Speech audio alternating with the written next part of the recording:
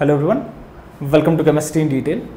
इस वीडियो में हम डिस्कस करेंगे properties of matter and their measurement, और एक और टॉपिक हमें स्टडी करना है, that is accuracy and precision.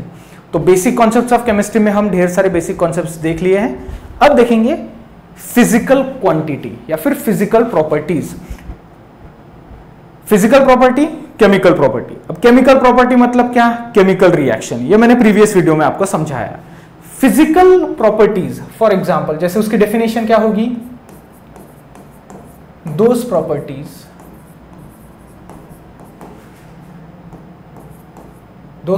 Of a substance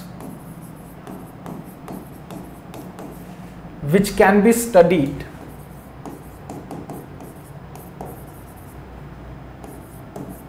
which can be expressed or studied without changing the chemical composition of a substance. Chemical composition का मतलब ही होता है केमिकल फॉर्मूला।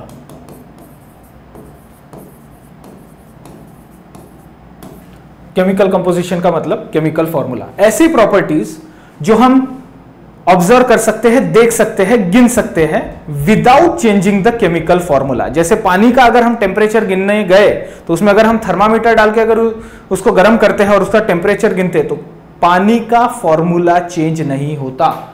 ठंडे पानी का फॉर्मूला या गर्म पानी का फॉर्मूला हमेशा क्या रहेगा? H2। तो टेम्परेचर अगर हम उसका गिनते हैं तो फॉर्मूला चेंज नहीं होता।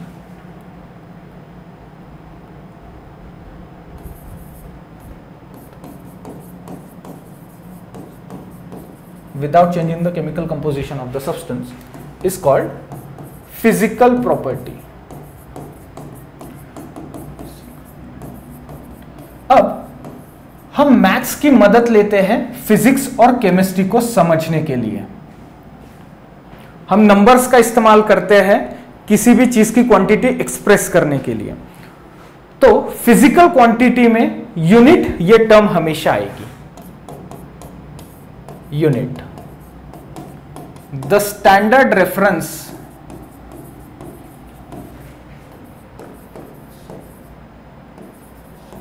chosen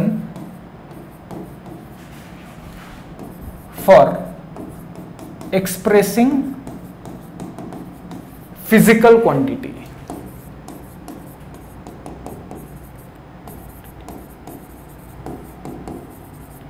या physical property।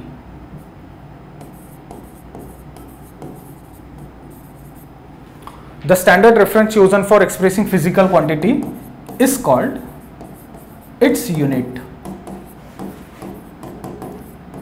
तो जैसे अगर हम लेंथ क्या हो गई? Physical quantity. तो लेंथ को किस में गिनते हैं? मीटर में। मीटर का सिंबल स्मॉल m। मास किस में गिनते हैं? किलोग्राम या फिर ग्राम, जनरली किलोग्राम ही पकड़ लो। KG, symbol KG. टाइम को किस में गिनते हैं हम? सेकेंड्स में, symbol S. Thermodynamic temperature,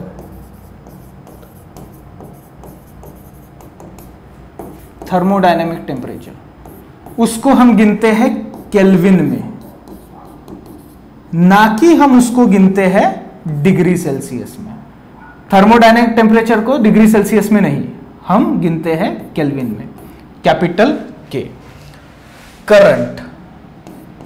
current एक फिजिकल क्वांटिटी है। करंट को किस में गिनते हैं? एम्पियर में, कैपिटल ए। ओके। तो ये कुछ फिजिकल क्वांटिटीज हो गई जिसके यूनिट्स मैंने यहां पर लिख कर रखे हैं। चलिए इसको सेव करेंगे।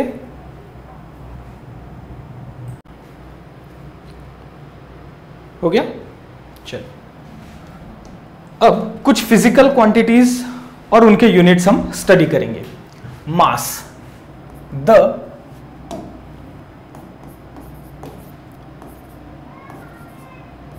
द अमाउंट ऑफ मैटर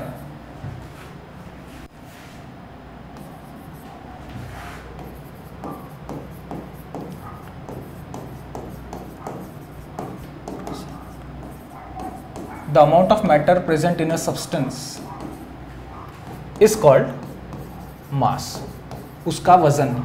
हालांकि आपको पता होगा कि मास जो है किसी भी ऑब्जेक्ट का पूरे यूनिवर्स में क्या रहता है, constant.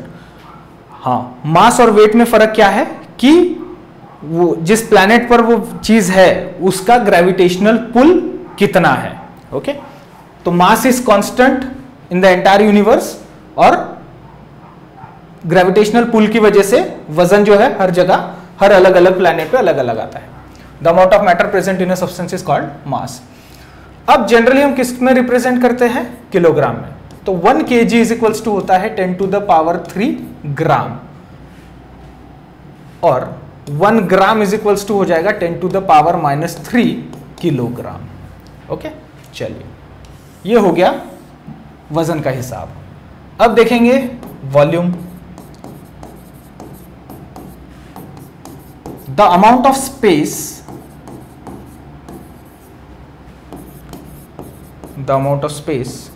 occupied by an object is called volume, उसका volume, its volume। The amount of space occupied by an object is called its volume, कितनी जगह ले रहा है रहने के लिए। जैसे हवा में भी अगर मैं इस पेन को बोलूं तो ये कितनी जगह ले रहा है ये पेन, तो ये हो गया इसका खुद का वॉल्यूम। तो वॉल्यूम को जनरली हम गिनते हैं लीटर्स में। तो 1 लीटर होता है 1 dm³। ये रिलेशन ध्यान में रखिएगा। 1 litre is equals to 1 dm³ is equals to 10 to the power 3 centimetre cube 10 to the power -3 metre cube.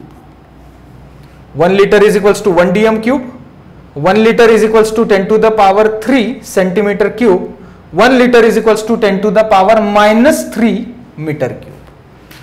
अब देखेंगे मास और वॉल्यूम का एक दोनों मिलकर एक फिजिकल प्रॉपर्टी बनती है जिसको हम बोलते हैं डेंसिटी। अब डेंसिटी मतलब क्या, the ratio of mass to volume, mass upon volume is equals to density. तो डेंसिटी को जनरली एक्सप्रेस किया जाता है डी या फिर रो से, RHO, रो मतलब डेंसिटी। कभी कभार कैपिटल डी या स्मॉल डी से भी रिप्रेजेंट करते हैं, लेकिन रो अगर आपको कभी दिखा ये वाला सिंबल तो उसे कहा जाएगा डेंसिटी। तो डेंसिटी का यूनिट क्या रहेगा फिर, ये रहता है kilogram per metre cube, kilogram per metre cube. इसी को हम कैसे लिखते हैं, kilogram metre minus cube, kilogram per metre cube या फिर किलोग्राम m⁻³ पर मीटर क्यूब, या फिर ग्राम पर सेंटीमीटर क्यूब। या ग्राम, अगर वजन हम किलोग्राम में लेंगे तो ये मीटर में लेना होगा वॉल्यूम, और अगर वजन हम ग्राम में लेते हैं तो वॉल्यूम सेंटीमीटर क्यूब में लेंगे। इसको हम ग्राम सेंटीमीटर इनवर्स क्यूब लिखते हैं, ग्राम पर सेंटीमीटर क्यूब या gram centimetre inverse cube. Okay, ठीक है, चलिए ठीक है, इसको सेव करो। हाँ, एक चीज इसमें ध्यान में रखिए, अगर लिक्विड है, फॉर लिक्विड्स ये चीज ऐसे हो जाती है फिर किलोग्राम पर लीटर या फिर ग्राम पर ml, ग्राम पर ml। ये एक पॉइंट सेव कर लीजिए। ओके, अब सेव करो।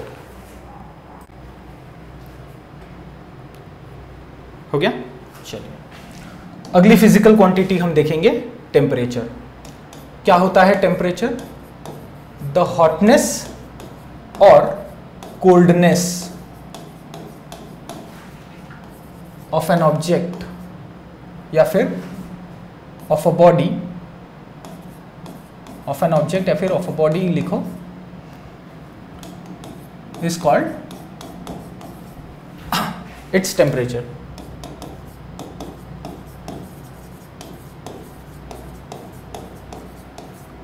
तो टेम्परेचर के लिए यूनिट कौन से हैं? इसके लिए यूनिट्स हैं degree Celsius, kelvin, degree Fahrenheit. ये जो है डिग्री फ़ारेनहाइट, इसको कैसे लिखते हैं मैं आपको बताता हूँ। स्पेलिंग बराबर लिखेंगे, फ़ारेनहाइट, डिग्री फ़ारेनहाइट। हालांकि ये वाली यूनिट जो है डिग्री फ़ारेनहाइट या फिर सिंपल फ़ारेनहाइट, ये सिर्फ यूएसए, यूके, कुछ कंट्रीज में ही डिग्री फ़ारेनहाइट का इस्तेमाल किया जाता है। जनरली जिसका इस्तेमाल किया जाता है वो है केल्विन और डिग्री सेल्सियस। डिग्री सेल्सियस का क्या लॉजिक है मैं आपको बताता हूं। 0 degree Celsius to 100 degree Celsius, ये है वाटर की लिक्विड रेंज।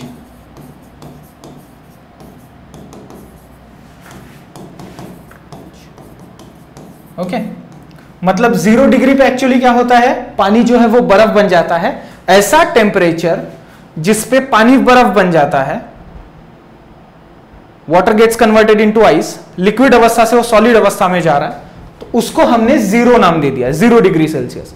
और जहां वो मैक्सिमम टेम्परेचर जहां पे लिक्विड से वो गैस में जाएगा वो 100 डिग्री का। अब देखिए, सोचिए जरा, वो 0 डिग्री ने खुद होके हमको बताया मेरा नाम 0 डिग्री है? नहीं। 100 डिग्री ने खुद होके हमको बताया मेरा नाम 100 डिग्री है? नहीं।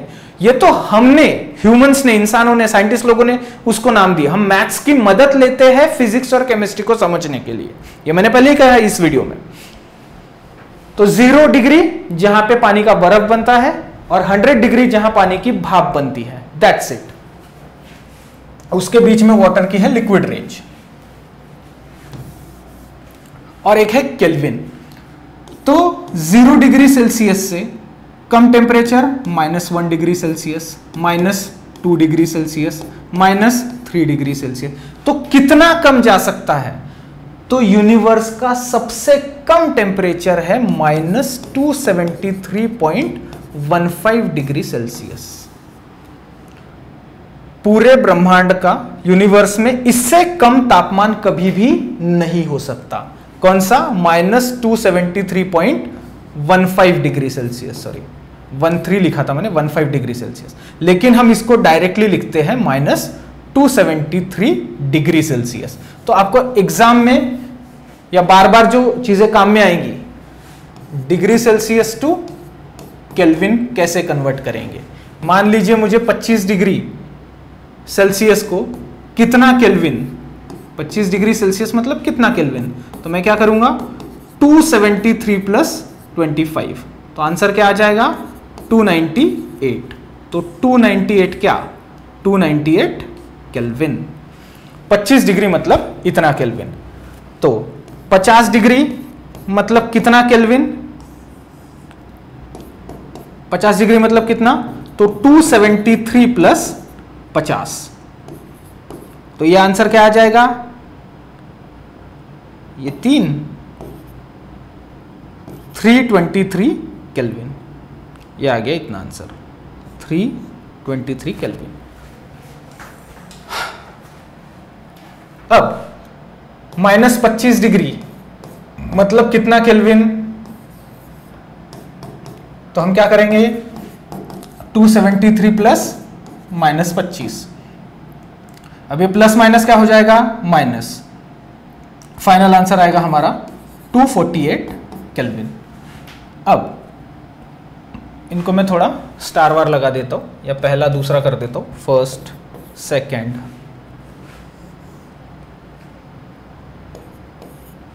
ये थर्ड, ओके, ये फोर्थ वाला एग्जांपल। -50 ले लीजिए, थोड़े सिंपल सिंपल ले रहा हूं ताकि आप खुद होके बाकी के कर सकें। -50 डिग्री मतलब कितना केल्विन, तो हम क्या करेंगे, 273 + -50, तो प्लस माइनस क्या हो जाता है, माइनस, तो 273 - 50 करो इसको, 223 केल्विन इतना kelvin. This is our final answer. फिर ये हमने देखा डिग्री सेल्सियस टू केल्विन। अब हम देखेंगे kelvin two degree Celsius. Kelvin temperature को डिग्री सेल्सियस में कैसे कन्वर्ट करेंगे। जैसे मान लीजिए 1275 केल्विन मतलब कितना डिग्री सेल्सियस, 1275 केल्विन मतलब कितना डिग्री सेल्सियस। तो 1275 माइनस 273 करेंगे। अब तक हम क्या करते थे, डिग्री सेल्सियस टू केल्विन में कन्वर्ट करना था तो क्या करते थे, 273 प्लस डिग्री सेल्सियस करते थे। और जब केल्विन टू डिग्री सेल्सियस हमें कन्वर्ट करना है तब हम क्या करेंगे, जितना केल्विन दिया है माइनस 273 करेंगे। क्या आएगा आंसर, इसका आंसर आएगा 1002 डिग्री सेल्सियस। ये हो गया हमारा पांचवा न्यूमेरिकल। एक और कर लेंगे ऐसा ही, मान लीजिए 3000 केल्विन, आप अपने मन से ले सकते हैं। 3000 केल्विन मतलब कितना डिग्री सेल्सियस, तो 3000 माइनस 273 कीजिए इसको, कितना आएगा, ये हो गया 7।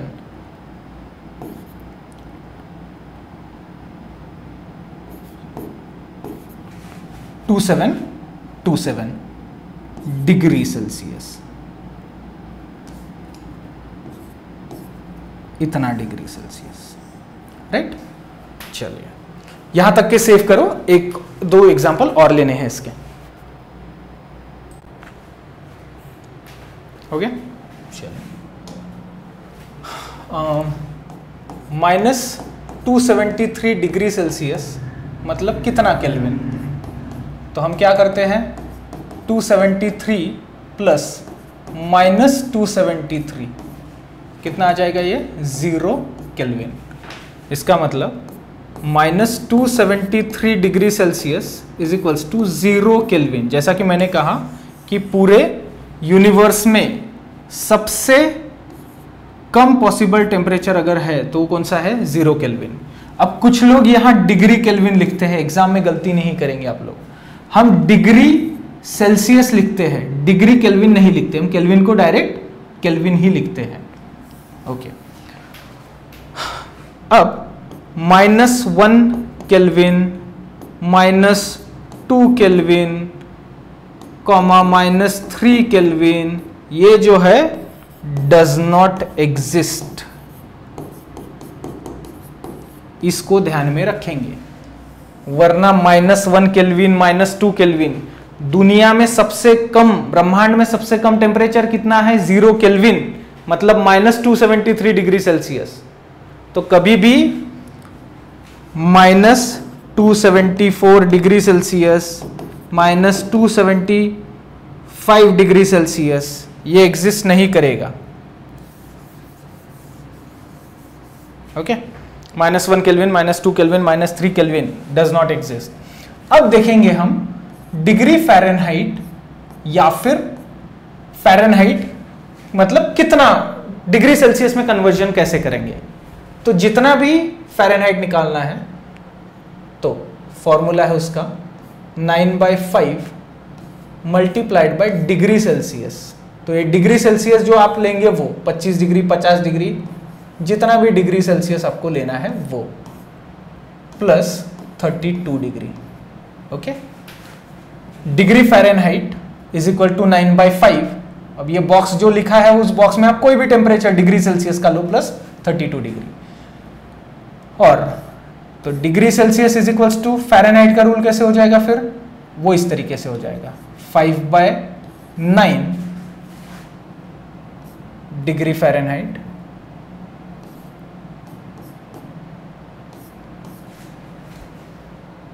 -32 डिग्री, इस तरीके से। अब वो डिग्री सेल्सियस हमको पता करना है, degree Celsius is equals to what, तो ये इधर चला जाएगा, तो 5/9 मल्टीप्लाइड बाय फ़ारेनहाइट -32। तो ये रिलेशन बस आप लोग ध्यान में रखिए, ये वाला डिग्री फ़ारेनहाइट और डिग्री सेल्सियस के बीच का रिलेशन देखिए, यही आपको एग्जाम में पूछा तो पूछा। ओके, हाँ, फ़ारेनहाइट स्केल हम इंडिया में इस्तेमाल नहीं करते, डिग्री सेल्सियस में ही काम चलाते हैं, और थर्मोडायनेमिक स्टडीज में फिर हम केल्विन पर आते हैं। इसको सेव कर लो बस। चलो, अब हम अगले टॉपिक पर आएंगे, that is accuracy and precision. अब केमिस्ट्री में क्या होता है, बहुत बार आपको एक्सपेरिमेंट्स परफॉर्म करने पड़ते हैं। टाइट्रेशन आपने सुना होगा, या नहीं भी सुना होगा तो आप जल्दी ही करेंगे 11th या 12th स्टैंडर्ड, और कोई हायर क्लासेस का स्टूडेंट अगर इस वीडियो को देख रहा है तो उसे पता है कि अच्छे तरीके से कि टाइट्रेशन क्या है। तो बहुत बार बहुत सारे एक्सपेरिमेंट परफॉर्म करने होते हैं। तो मान लीजिए उस एक्सपेरिमेंट की एक्चुअल में वैल्यू आई, मान लो 25 ml, मतलब 25 ml, मतलब लिक्विड पता करना था हमें 25 ml, कितना 25 ml, लेकिन आपका आंसर कितना आया 24 ml। तो ये लगभग सेम ही है, 1 ml का फर्क है। या किसी और स्टूडेंट का आया 24.5 ml, तो इसका और ज्यादा करेक्ट आंसर आया। ओके, चलिए, तो 25 ml हो गई ट्रू वैल्यू, मतलब इतना आंसर आना चाहिए था ट्रू वैल्यू। एक स्टूडेंट की आई कितनी 24 ml, ये है एक्यूरेट है। एक स्टूडेंट की मान लो 24.5 ml, तो 24.5 ml लगभग सेम है 25 ml के, 24.5 ml। तो ये जो स्टूडेंट्स की ऑब्जर्व्ड वैल्यूज आई, ये जो वैल्यूज आई, इनको बोला जाता है ऑब्जर्व्ड वैल्यूज,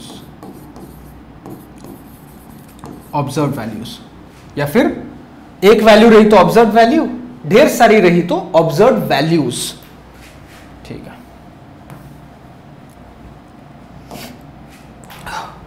ट्रू आंसर जो एक्चुअल में आना चाहिए था, ट्रू वैल्यू 25, किसी की 25 से कम आई, हो सकता है किसी की 25 से ज्यादा भी आए, तो ऑब्जर्व्ड वैल्यू हर स्टूडेंट की अलग अलग रहेगी। तो देखिए, what is accuracy? The closeness between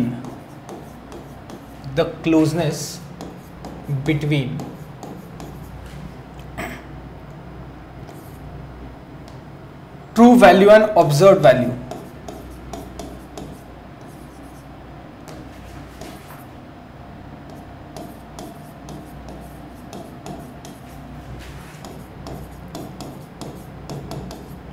is called accuracy.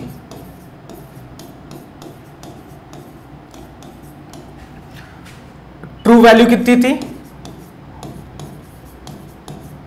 25 ml, एक स्टूडेंट की आई 24 ml और एक स्टूडेंट की आई 24.5 ml। तो ज्यादा एक्यूरेट कौन है? ये वाला 24.5 जो वैल्यू आई, जिस स्टूडेंट की वैल्यू इतनी आई, वो रहेगी मोर एक्यूरेट। तो उसको हम बोलेंगे मोर एक्यूरेसी। उस स्टूडेंट की एक्यूरेसी क्या है? ज्यादा। ठीक है, फिर किसको बोलेंगे हम? Precision.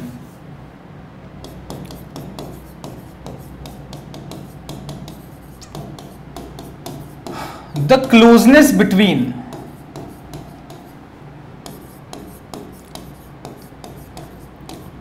various observed values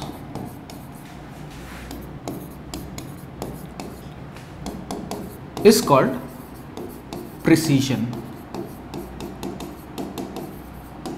Okay, the closeness between various observed values, it is called precision.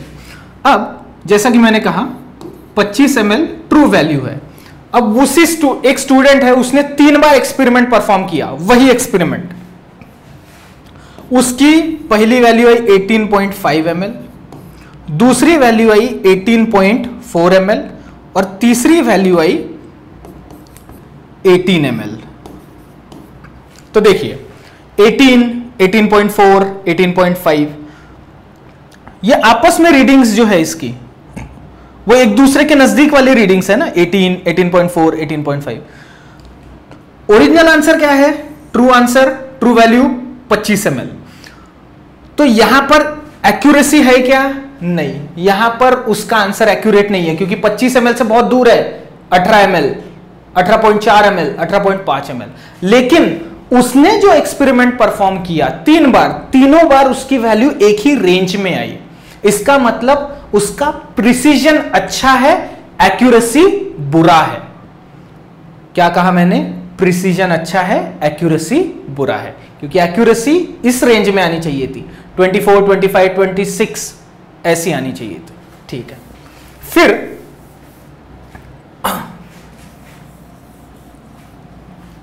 Error. तो एरर की डेफिनेशन होती है द डिफरेंस बिटवीन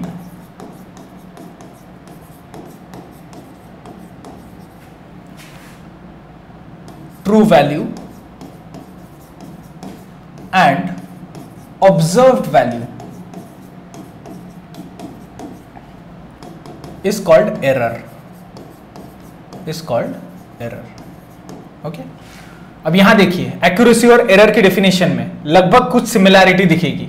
एक्यूरेसी क्या बोलती है? The closeness between true value and observed value is called accuracy, और error कहता है difference between true value and observed value is called error. एक सेकंड, हाँ, जैसे 25 ml ट्रू वैल्यू हो गई और एक स्टूडेंट ने 24.5 ml आंसर लाया, तो 25 - 5 क्या हो जाएगा? 0.5 ml। तो 0.5, अब यहां ml नहीं लिखता, डायरेक्ट 0.5 क्या हो गया? एरर। तो जरूरी है क्या हमेशा एरर पॉजिटिव में रहे? एरर की वैल्यू पॉजिटिव भी रह सकती है, एरर की वैल्यू निगेटिव भी रह सकती है। मान लीजिए किसी स्टूडेंट का 26 ml आंसर आ गया, तो 25 - 26 कितना हो गया? -1। तो -1, एरर की वैल्यू -1 में भी रह सकती है, माइनस में भी रह सकती है। मेरे कहने का मतलब plus as well as minus. ठीक है, आई होप आपको यहां तक क्लियर हो गया होगा। अब प्रिसीजन अच्छा या बुरा, एक्यूरेसी अच्छी या बुरी, ये अगली स्लाइड में बताऊंगा। पहले आप इसको सेव करो, इसका स्क्रीनशॉट लेके सेव करो। चलिए, अब देखिए, अब मेले में गए होंगे बचपन में, मेले में गए होंगे तो वहां पे बलून्स लगे हुए रहते और वो छर्रे की बंदूक से हम गोलियां मारते। वो समथिंग देता 10-20 रुपए की समथिंग 10 छर्रे मारने देता होगा। अब हमें पता है यहाँ सेंटर में हमको शूट करना होता है, सब जगह बलून्स लगे हुए रहते। अब मान लो यह है आपका टारगेट और यहाँ पे आपने बंदूक से गोली मारे, तो जो ब्लैक स्पॉट्स आपको दिख रहे हैं स्क्रीन पर, वहां पर आपकी गोलियां लग गई। अब 4 स्टूडेंट ने, सेम टारगेट था, 4 स्टूडेंट को हमने कुछ कुछ गोलियां दी। कितनी है? 10-10 गोलियां दी है। 4 स्टूडेंट ने 10-10 गोलियां मारे। अब देखिए ट्रू वैल्यू क्या है? ये सेंटर वाली ट्रू वैल्यू, और इसने जो गोलियां मारा वो है ऑब्जर्व वैल्यू। तो देखिए यहां पर good accuracy as well as good precision. Good precision, वो बुलेट्स जो है, वो जो टारगेट है, जो गोलियां उसने मारा, आपस में भी एक दूसरे के नजदीक है और जो मेन टारगेट है सेंटर, उसके भी नजदीक है। तो good accuracy as well as good precision. यहां पर टारगेट ये रहा और इसने गोलियां आपस में यहां पर मारा, तो अगर ये हो गई ट्रू वैल्यू, ये हो गई इसकी ऑब्जर्व वैल्यूज, तो bad accuracy but good precision, क्योंकि उसने जहां गोलियां मारा वो गोलियां आपस में नजदीक नजदीक मारा, तो प्रिसीजन अच्छा है लेकिन एक्यूरेसी बुरी है। यहां पर देखिए कहां गोलियां मारा उसने, यहां पर गुड एक्यूरेसी, गुड एक्यूरेसी, लेकिन टारगेट के नजदीक मारने की कोशिश किया उसने, राइट, लेकिन आपस में दूर है, तो गुड एक्यूरेसी बैड प्रिसीजन। यहां पर ना टारगेट को गोलियां मारा है टारगेट पर, और एक दूसरे में नजदीक भी गोलियां नहीं मारा, तो हम इसको बोलेंगे bad accuracy as well as bad precision. यहां पर जो वैल्यूज है, यहां देखिए, एक्यूरेसी मतलब गुड एक्यूरेसी क्यों बोला, टारगेट के थोड़ा नजदीक मारा इसने, लेकिन आपस में बहुत दूर दूर, तो बैड प्रिसीजन। ओके, ठीक है। आई होप आपको एक्यूरेसी एंड प्रिसीजन समझ में आ गया हो गया। इसकी अगली स्लाइड में हम कुछ डायग्राम्स देखेंगे कि केमिस्ट्री लैब में इस्तेमाल होने वाले इक्विपमेंट्स को हम क्या बोलते हैं, और वो डायग्राम्स बेहतर होगा अगर आप अपने नोटबुक में निकाल लेंगे, क्योंकि अगले साल वैसे भी 12th स्टैंडर्ड में, जो 12th अभी 11th के अगर आप स्टूडेंट हैं तो 12th स्टैंडर्ड में प्रैक्टिकल में वो नोटबुक्स प्रैक्टिकल नोटबुक में डायग्राम्स निकालने पड़ते हैं। चलिए इसको सेव कर लीजिए पहले।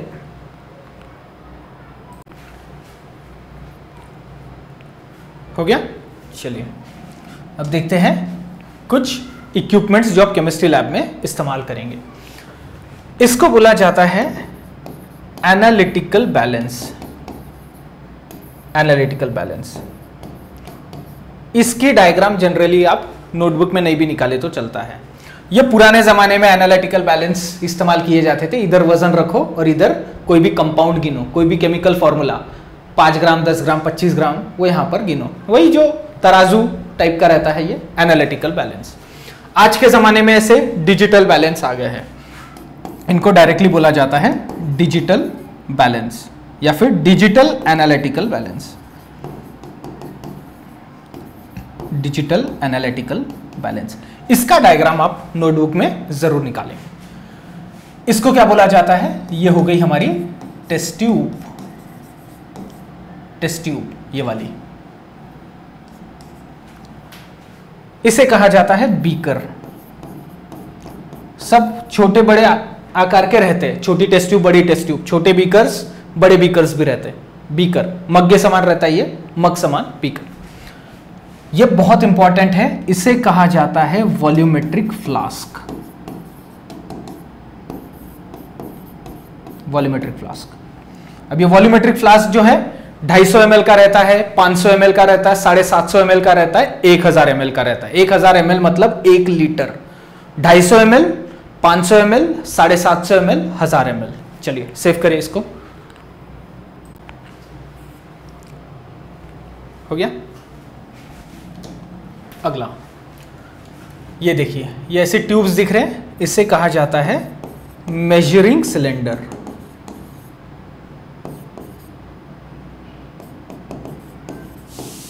मेजरिंग सिलेंडर्स, तो ये भी अलग अलग 10 ml, 25 ml, 50 ml, 50 ml, 100 ml ऐसे के रहते हैं मेजरिंग सिलेंडर्स। और ये जो रहते हैं, ये ब्रशेस रहते हैं, टेस्ट ट्यूब साफ करने के काम में आते हैं। अब ये 1-2 डायग्राम्स दिख रही होंगी आपको, यहां पर देखिए, ये जो स्टैंड है इसे कहा जाता है ब्यूरेट स्टैंड। ब्यूरेट स्टैंड, ये जो स्टैंड दिख रहा है आपको, और ये स्टैंड के ऊपर एक जो ये ट्यूब लगी हुई है बड़ी, ये वाली ट्यूब, इसे कहा जाता है ब्यूरेट। बहुत ही काम का इक्विपमेंट। कौन सा, ये ब्यूरेट। ओके, ध्यान में रखेंगे। चलिए, ये जो है यहां पर ऐसा कोनिकल फ्लास्क समान, इसे कहा जाता है conical flask. This is conical flask.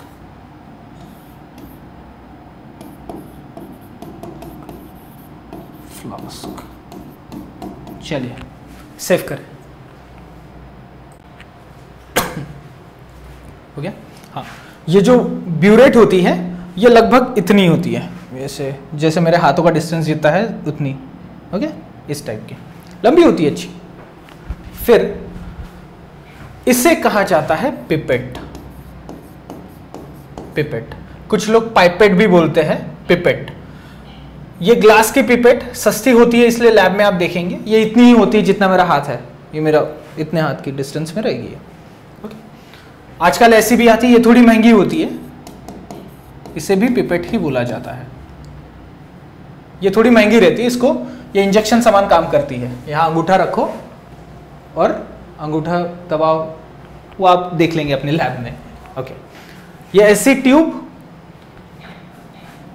और ये इधर साइड एक ये रहता है हैंडल, इसे कहा जाता है थील्स ट्यूब।